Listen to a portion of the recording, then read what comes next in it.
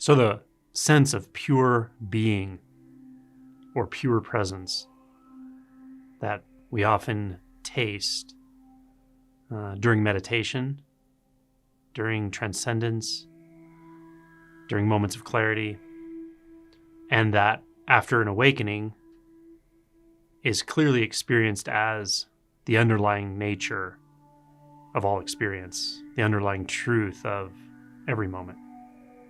And we know instinctually that even if it seems obscured, if our mind is pulled into thoughts for a moment or longer than a moment, our instinct tells us it's still there, it's still the case. And often it's quite obvious to return to it after we've had this first disruption in identity. So what is this pure presence? What is this pure being experience? Some people experience it as an I am sense. What is this? Well, what it is, as far as labeling, doesn't matter. There's no need to label it at all. There's also no need to compare it to anyone else's description. I see this happen on occasion, and it can be a trap or a fixation. Well, when you say presence, do you mean like what this person means by awareness or consciousness or whatever, anything? All kinds of terms float around in the spiritual communities. So that doesn't matter either. So labeling and analysis don't matter once this is clear to you. Once the insight has dawned, you know that thinking about it, talking about it, labeling it is essentially useless, right?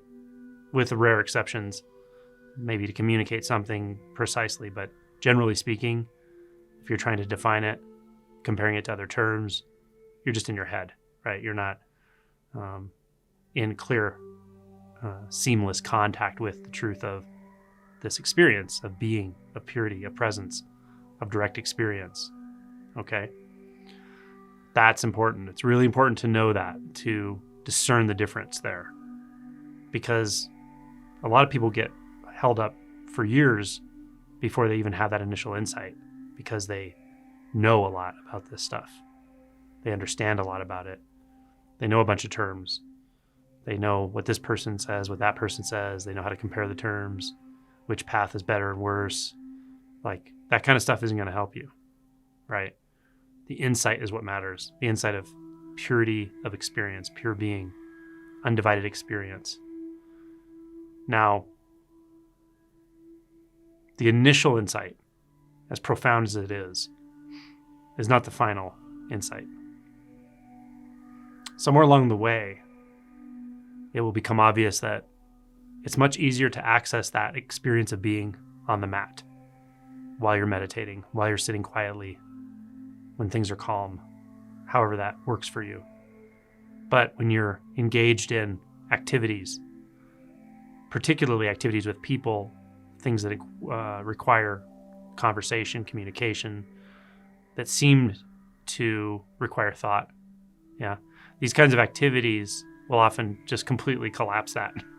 And there's no sense of presence or no clear sense of primary presence. There's a sense of being someone in a thought, in a mind, up in the head, etc., etc. So how does this gap get bridged? It's when we find the fundamental, undeniable, self-validating truth, experiential insight of that initial shift, the I am experience for some people, pure being, just this, clarity, the uncaused, the everythingness. You may describe it to yourself in different ways, but again, the description doesn't matter. But what I'm pointing to with it, you have to find that in the sense fields. Like it or not, that's what has to happen. And so how this occurs is that you see that the truth of presence, of this pristine presence, this vividness, this undeniability, this more real than real experience, it doesn't actually stand on its own. It's not its own thing.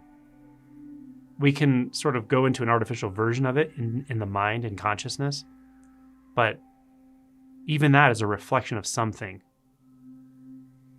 It's an internal collation of the sense fields. So what happens is we start to notice, for instance, sound has all of that quality of being, all of that quality of clarity, immediacy, undeniability. But it's just also just sound. It's just that sound, that ding, that hum, the voice, the birds, whatever it is. That has exactly the same clarity and even more clarity than the experience of being, of consciousness, of I am. This is a critical transition. And it's a transition in one way of speaking in where you put your attention. This is how you ground into presence in the field of activity, the field of action.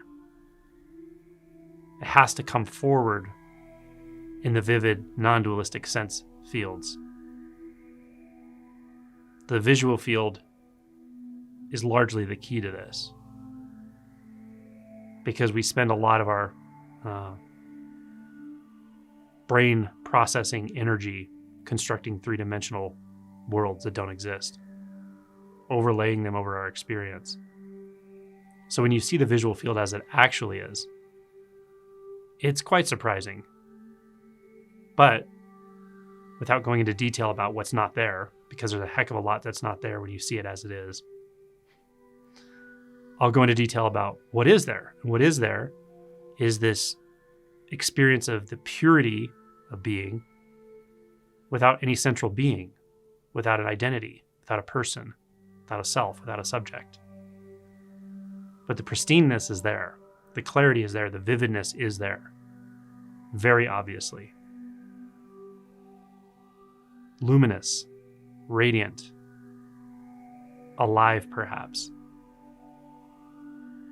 It's in the sound.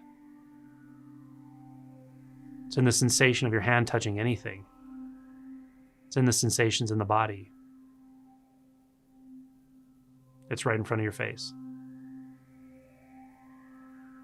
So however you dissolve those perceptual filters, whatever inquiry you use is fine. But where your attention is matters. So look at what's right in front of your face and don't add to it. Don't turn it into an object. Don't label it. Don't name it. Don't give it form. Don't give it distance. Don't give it a relationship in regard to a subject. You. Now, what is it? Experientially. Is it solid? Not so much. Is it out there? Not so much. Is it in here? Not so much. Is it vivid? Absolutely. Is it fascinating? Absolutely.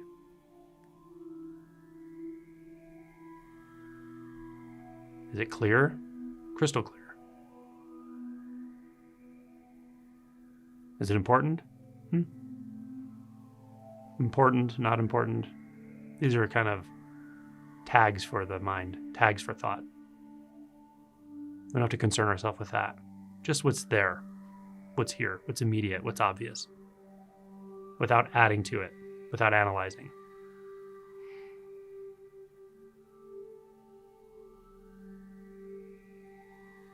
That's a good place to go. It's a good place to look.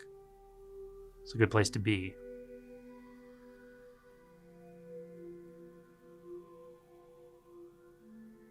Look around. Find a visual environment that helps you to see what's really going on, which doesn't tend to cause you to label, add, subtract, modify your experience. Maybe it's abstract art. Maybe it's the movement of a leaf. Maybe it's the sky. Maybe it's your hand. Maybe it's the wall. I know of people who became enlightened staring at a wall. Literally. So it's there if you're willing to really let go.